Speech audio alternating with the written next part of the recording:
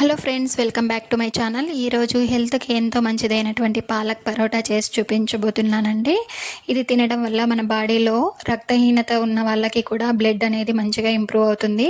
నేనైతే దీనికోసమని ఒక 500 నుంచి 600 గ్రామ్స్ దాకా పాలక్ తీసుకొని ఓన్లీ కాడలు ఏం వేయకుండా ఆకుల్ని మాత్రమే శుభ్రంగా కట్ చేసి వేసుకున్నానమాట.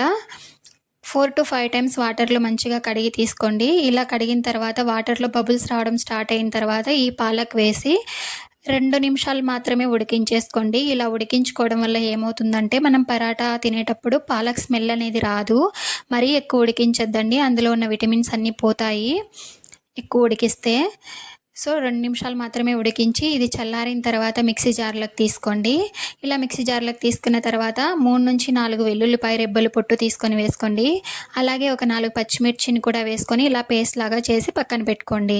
తర్వాత నేనైతే ఇక్కడ 2 కప్పుల దాకా గోధుమ పిండి తీసుకున్నానమాట. ఒక 300 గ్రామ్స్ దాకా ఉంటుంది. ఉప్పు వేసి కలుపుకొని తర్వాత ఒక టేబుల్ స్పూన్ దాకా నూనె వేసి ఇలా కలిపేసుకోండి. తర్వాత ఒక టేబుల్ స్పూన్ అజ్వాయిన్, అదే అండి వాము వేసి తర్వాత అందులోనే ఒక హాఫ్ టేబుల్ స్పూన్ దాకా జీలకర్ర, కట్ చేసి పెట్టుకున్నటువంటి కొత్తిమీర కూడా వేసుకోండి. వేసి మనం ముందుగా మిక్సీ పట్టి పెట్టుకున్నటువంటి పాలక్ పేస్ట్ ఉంది కదా, అది కూడా అంత వేసి అవసరం అనిపిస్తే కొద్దిగా వాటర్ వేసి ఇలా సాఫ్ట్గా పిండి ముద్దలాగా చేసి ఒక 5 మినిట్స్ పక్కన పెట్టుకోండి. 5 మినిట్స్ తర్వాత పొడిపిండి తీసుకొని ఇలా చక్కగా మనం చపాతీలాగా రోల్ చేసుకోండి. ఇలా చపాతీలాగా రోల్ చేసుకొని తర్వాత పరాటా చేస్తున్నాం కాబట్టి మధ్యలో కొద్దిగా నెయ్యి కానీ లేదంటే ఆయిల్ కానీ వేసి దీన్ని మనకి ఏ షేప్లో కావాలంటే ఆ షేప్లో చేసుకోవచ్చు. నేనైతే ఇక్కడ స్క్వేర్ షేప్లో చేస్తున్నానండి. స్క్వేర్ షేప్లో అలాగే ట్రయాంగిల్ షేప్లో కూడా చేసి చూపిస్తాను. చూసారా, ఇలా స్క్వేర్ షేప్లో చేసుకోవాలంటే మనం ఇలా చేసుకోవాలండి పరాటా. ఇలా చేసుకున్న తర్వాత ఇలా చూసారా, మీడియం థిక్నెస్లో ఇలా ఒత్తుకోండి. ఇలా చేసుకున్న తర్వాత బాగా వేడిగా ఉన్నటువంటి ఇంకా నెక్స్ట్ ఇంకొక పరాటాని ఇప్పుడు ట్రయాంగిల్ షేప్లో చేసి చూపిస్తానమాట. చూడండి, ఇలా ఫోల్డ్ చేసుకోవాలి ట్రయాంగిల్ షేప్లో. అయితే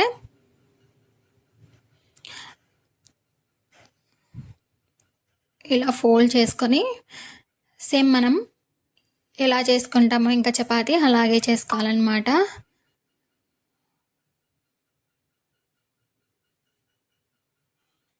చూసారా, ఇలా చేసుకోవాలి. బాగా వేడిగా ఉన్నటువంటి పెనం మీద చపాతీ వేసి 1 నిమిషం కన్నా ఎక్కువ కాల్చేద్దండి. 1 నిమిషం కాల్చి అటువైపు ఇటువైపుకు తిప్పుకుంటూ చక్కగా కాల్చుకోండి. ఎక్కువసేపు ఒకే వైపు పెడితే ఏమవుతుందంటే చపాతీ అనేది హార్డ్గా ఉంటుంది.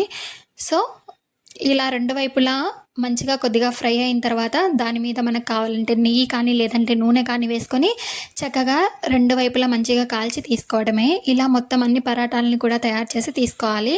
అంతే అండి, హెల్త్కి ఎంతో మంచిదైనటువంటి పాలక్ పరాటా రెడీ అనమాట. ఇలా పాలక్ తినడం వల్ల హెల్త్కి ఎంతో మంచిదండి. ఎప్పుడు పాలక్ పప్పు ఇవే కాకుండా ఇలా తప్పకుండా ఒకసారి పరాటా కూడా ట్రై చేయండి. ఈ వీడియో నచ్చితే లైక్ చేసి